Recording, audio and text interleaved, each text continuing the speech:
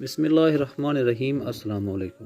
کچھ ماہ قبل جیو ٹی وی سے 12 اقساط پر مبنی ایک ڈرامہ سیریل پیش کیا گیا جس کا نام تھا وہ جو بچھڑ گئے۔ یہ کہانی بلکہ یہ کہیں کہ کتابی شکل میں یادداشتیں تھیں جو کہ کیپٹن فرخ بشیر نے سن 1971 کی جنگ کے حوالے سے مرتب کی تھیں، اور کیپٹن فرخ اس جنگ میں شریک تھے۔ بسا اوقات کوئی ایک بات انسان ایسی کر دیتا ہے جس سے اس کی اوقات و کردار فطرت مکمل طور پر نمایاں ہو جاتی ہے۔ اس سیریل میں بھی ایک سین میں دکھایا گیا ہے کہ جس سے یہ صاف طور پر پتہ چلا کہ مشرقی پاکستان بنگلہ دیش میں کیوں تبدیل ہوا۔ یہ منظر کچھ یوں تھا کہ مجیب الرحمان افراد میں گھرا بیٹھا ہے اور بتا رہا ہے کہ میری یحییٰ خان سے کھل کر بات ہوئی ہے، میرے مذاکرات اس سے بہت امید افزا ہوئے ہیں اور میں نے 6 نکات پر بھی بات کی ہے، امید ہے کہ مذاکرات کامیاب ہوں گے۔ ان افراد میں اسٹوڈنٹ لیڈر رومی بھی بیٹھا ہوا دکھایا گیا ہے اور وہ یکدم مجیب کو خاموش کروا کے بولتا ہے کہ مجیب صاحب، ہمیں مذاکرات نہیں چاہیے، ہم کو آزادی چاہیے، صرف آزادی۔ میرے والدین مجھے اعلیٰ تعلیم کے لیے لندن بھیج رہے تھے، میں نے لندن نہ جا کر آپ کی الیکشن کمپین میں حصہ لینا قبول کیا۔ مجیب صاحب، یاد رکھیے ہم سب نے اپنی جانوں پر کھیل کر آپ کو الیکشن جتوایا ہے۔ اگر آپ نے ہماری امیدوں اور امنگوں کے برخلاف مغربی پاکستان سے کوئی سمجھوتا کیا تو ہم اس کو قبول نہیں کریں گے، بلکہ ہم آپ کے خلاف سڑکوں پر آئیں گے۔ اور دکھایا گیا ہے کہ مجیب الرحمان اس نوجوان کی شکل دیکھتا رہ گیا، اس کے پاس اس معمولی ورکر کی بات کا کوئی جواب تک نہ تھا۔ بتانا یہ ہے کہ مشرقی پاکستان بنگلہ دیش میں اس لیے تبدیل ہو گیا کہ بنگالیوں نے فقط 24 سال کی عرصے میں ہی یہ احساس کر لیا تھا کہ مغربی پاکستان کی اشرافیہ ہمیں کچھ نہیں دے سکتی۔ اشرافیہ کی غلامی مغربی حصے کے لوگ تو کر سکتے ہیں مگر وہ نہیں۔ انہوں نے آزادی کا فیصلہ کیا اور اپنے لیڈروں کی غلامی یا جی حضوری نہیں کی، بلکہ ان کو یہ جتا دیا کہ بنگالیوں کی مشترکہ آرزو کیا ہے۔ کیا جس طرح ایک معمولی نوجوان نے مجیب سے جس طرح 2 ٹوک الفاظ میں بات کی، کیا پاکستان میں کوئی اس طرح اپنے لیڈر سے 2 ٹوک بات کر سکتا ہے؟ تو عرض ہے کہ جی نہیں، بالکل نہیں، کیونکہ ہماری عوام نے ان لیڈروں کو کسی طور پر لیڈر کی صف میں آتے ہی نہیں بلکہ ان کو اپنا خدا بنا رکھا ہے۔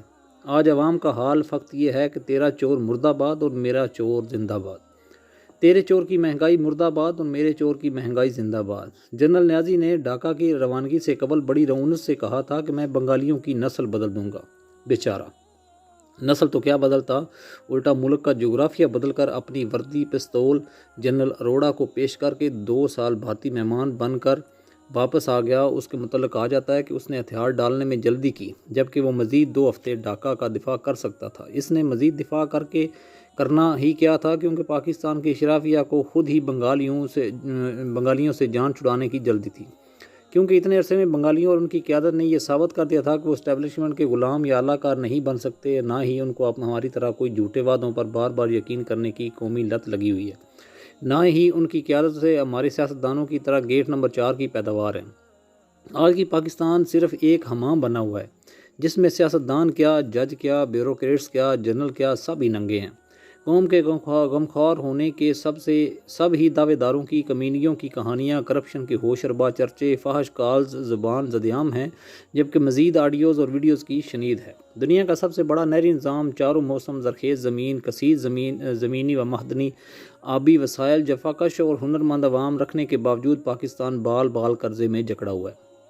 ہر حکمران کا کام فقط بھیک مانگنا ہے، بھیک مل گئی تو قومی اسمبلی تالیوں سے گونج گئی۔ سیاستدانوں کا کام فقط آپس میں جانوروں کی طرح لڑنا ہی تھا، وہی ہے۔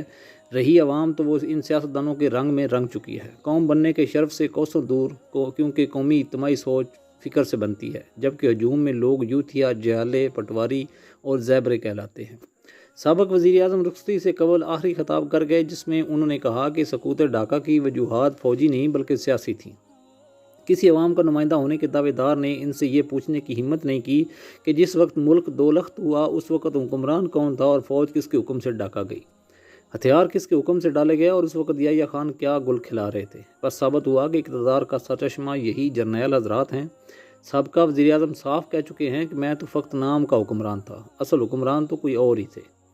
ان کا یہ کہنا کہ میں NRO نہیں دوں گا، شاید یہ ان کے اختیار میں ہی نہیں تھا۔ جن کو شعور تھا انہوں نے قوم بن کر مجموعی فیصلہ کیا، اس پر ڈٹ گئے۔ اپنے لیڈر کو چاند ستارہ دیو مالائی ہیرو بنانے کی بجائے اس کو اس کی حد میں رکھا اور آزادی حاصل کر لی۔ اور جب ان کا وہ لیڈر کلی اختیارات کا مالک بننے کی کوشش میں لگا تو بنگالی بفر گئے۔